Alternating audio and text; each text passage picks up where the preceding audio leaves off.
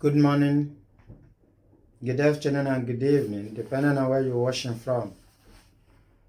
Today, I want us to talk briefly about something, which is, do we really think missionary schools should be made free for the less privileged, the poor ones, or whatsoever, especially those ones who go to these schools, or especially those who attended the church that owns this school?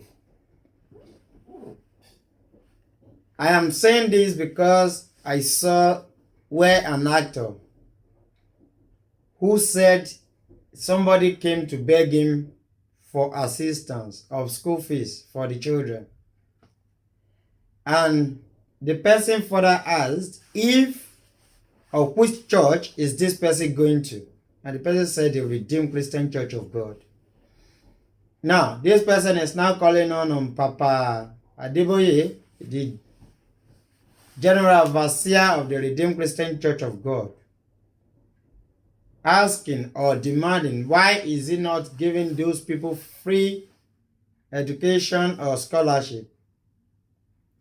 Now, this question now is to every one of us that should the missionary schools, that means schools that are owned by churches, should they be made free or should their children be put on scholarship? I wouldn't want to speak for every other person and I wouldn't speak other people's mind, but I want us all to understand that the church, majority of the churches are one man's business, and anything that falls under this church is equally a one man's business. If the church have a farm, it's still a one-man business, regardless of those working there. If all the church members let them use there as their working place. It's still a sole proprietorship. It's still a one-man business. If the old church decide to go and work when there's construction, the construction of the school, there's no legal agreement, there's no legal document that says this church belongs to all the church members. It is registered in one man's business.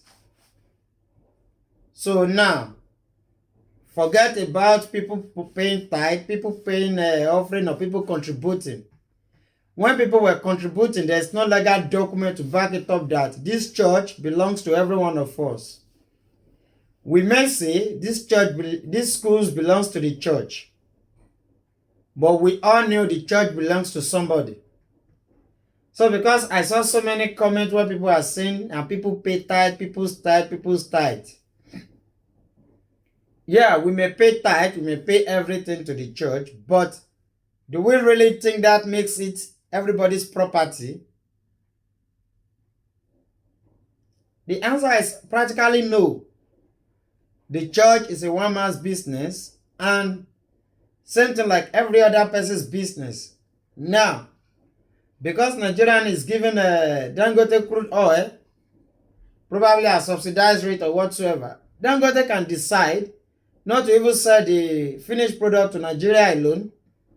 He can take to other foreign country to sell, because it's a one man's business and he can decide whatsoever he wants to do with his what? With his product. Same thing happens to the school that are owned by churches. We can't wait for people to dictate that it should be them who will push the general overseer whosoever owns these schools to give scholarship. It depends on the owner's discretion if it's to give scholarship or not, because it's a one man's business. Same thing like every other business in Nigeria, both the registered ones and the unregistered ones. So I want us to look at it. If every children is given this scholarship, how would they run these schools? especially in this new Nigeria where everything is as expensive as anything. How will they run the school? How will they maintain standard?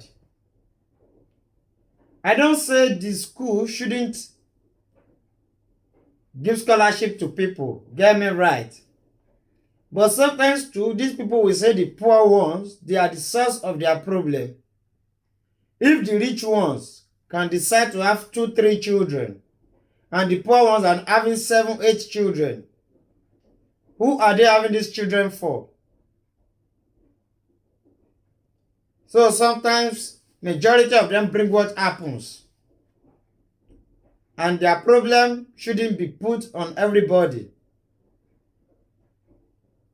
If somebody is, as you grow, you see the standard you are living, and now you already know you don't have the required resources to fund all these children.